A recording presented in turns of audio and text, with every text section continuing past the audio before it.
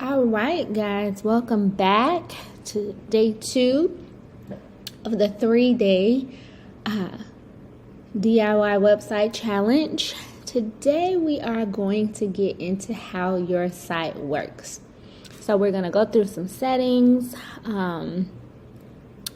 your user profile, and then we're going to install and configure plugins for your website. So, if you're familiar with an Apple phone, there's an app for that. Well, plugins are what give WordPress websites their functionality. So, we will be diving deep into, like I said, installing and then configuring them for your website today. But first, the first thing I want to go over is how to log into WordPress. So I'm going to show you both ways to log in. The first way is just by coming here to Bluehost and logging into your Bluehost account.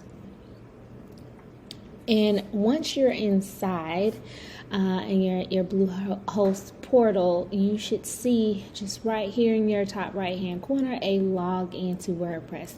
Then when you click that, you should be taken directly to your WordPress dashboard, which we are. Good deal. So what I'm going to do is I'm going to log out here.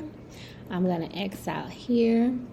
I'm going to create a new tab, and then I'm going to X out that window, because what I want to also show you is the other way, the way that you will probably primarily be logging into WordPress, because you don't have to go through Bluehost to do it. You're going to go directly to your website URL, and you're going to type /wp-admin/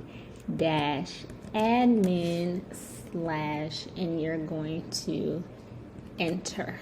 Okay, when you do this, you're going to be brought directly to your WordPress login. So this is login with WordPress.com. For those of you that might have a WordPress.com account that is connected to your now WordPress through Jetpack, you can use that. I don't want to confuse you, so I'm definitely not going to be going through how to do that. What I want to show you is just how to log in with your username and your password. So your username, remember we set that up, and